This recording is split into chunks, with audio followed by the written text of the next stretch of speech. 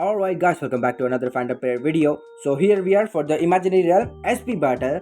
So I was able to S rank it even without Sukuna. That's right, I didn't pull Sukuna, so I had to make do with my blue Megumi and blue Gojo. The goats man. But yeah, there is some RNG involved. So not much, but only turn 1 and what the boss does. So this guy, before I tell you about my team and what I selected for debuff, this guy on his ult, when he uses his domain, turn 1 basically, he reduces your ultimate gauge to 0. So if you are using a recollection bit that increases ultimate gauge recovery, I will suggest to use it after the domain is procced by JOGO. So now the debuffs that I selected were decrease my allies HP, increase the damage dealt by the boss by 3, increase enemies HP only by 25%, decrease all enemies damage taken by 35%, change the skill of the insect, and what else? Ultimate gauge fill rate, that does not matter at all.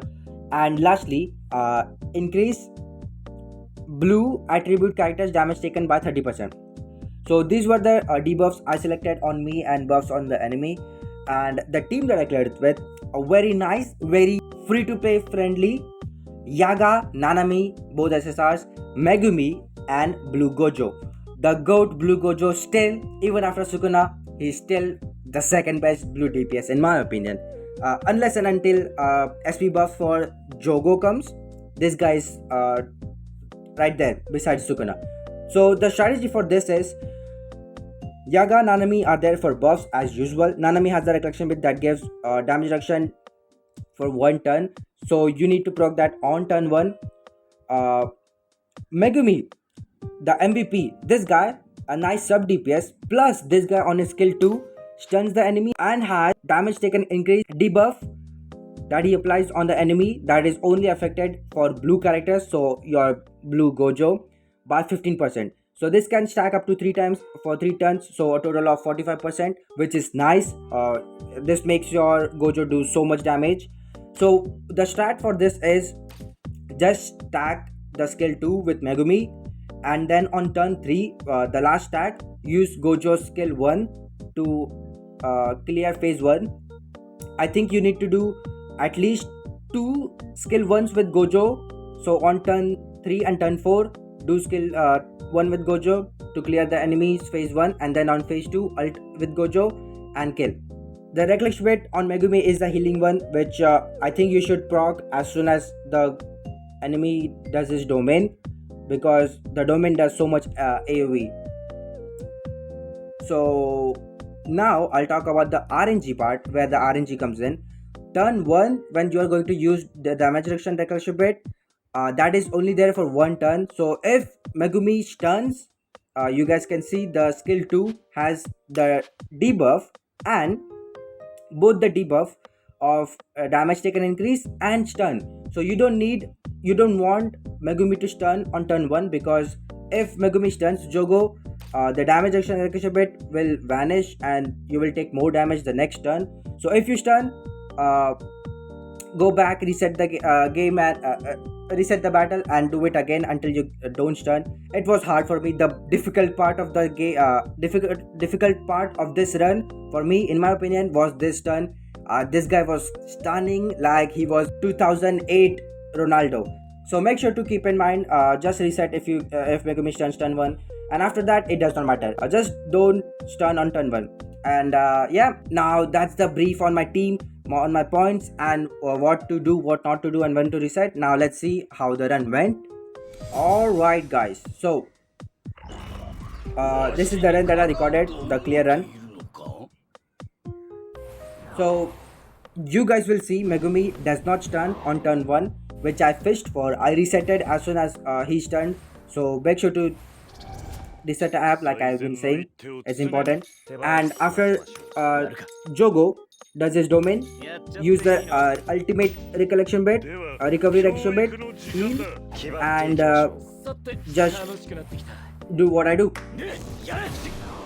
So this is nice though, the 15% damage taken increase from blue characters. That's so perfect for this blue Gojo 2 to do more damage.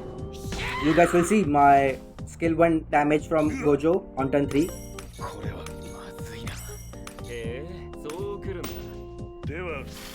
So yeah, so the next turn I'll use my skill 1 with Gojo and look at the damage I do. So this is 30% on the enemy now. Next turn will be 45%. This AoE damage, meteorite damage is so bad. I lost so many runs because of that. He just keep doing that like holy. Look at the damage. 2.9 critical.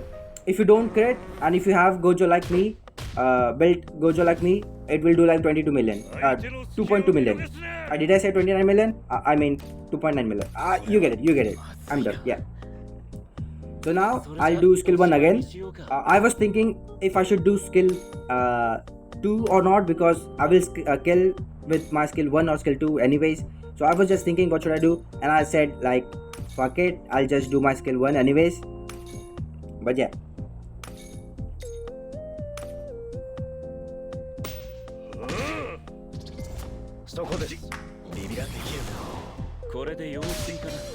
Alright, 1.8 million.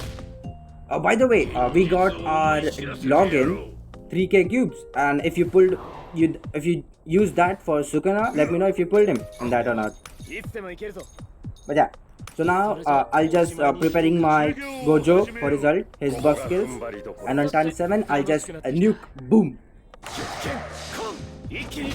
The important characters to survive here are obviously Megumi and Gojo. And if you are lucky and if you have one buffer alive still, like Nanami or Yaga, that's actually very nice. But my Gojo does not need that. One Kaito is enough for the buff from his ultimate. Yeah, so that's why I had Kaito with the ultimate gauge up like a little bit to get his ult like the next turn. So yeah, so I just nuke him. And surprisingly, Gojo does not kill, Megumi does. Like stepson and stepfather. Holy cinema. So this will do like how much damage? I cannot even see because there are fucking dozens of enemies. But yeah, this was nice. Oh, 5 mil. He did 5 mil on JOGO. And pop, Megumi with his dog. Hell yeah, baby. S rank. Alright, so there you go. SP battle, S rank achieved. Let me show you guys the skill level for my characters, and these were it.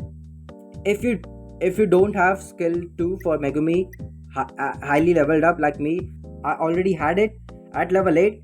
So the stun chance was just high. But if I could, I would have loved if it was level 1, because the 15% damage taken increase for blue characters, that stays the same at any level. So it does not matter if it's level 1 or level 10, but the stun does. So if you can, don't level your skill 2 for this, but if you already have it at level 8 or level higher than level 8, I guess just reset every time like me. So yeah, there you go, a nice run on SP battle, rank S achieved. Let me know how you did. If you have Sukuna, you don't even need a guide. He'll just carry it solo. But I don't have it. So here you go. If you are like me, who doesn't have Sukuna, there's the guide for it. So yeah, so that's it for this one. I hope you enjoyed this. I hope this was helpful, and I'll see you guys in the next video. So take care and bye for now. Bye bye.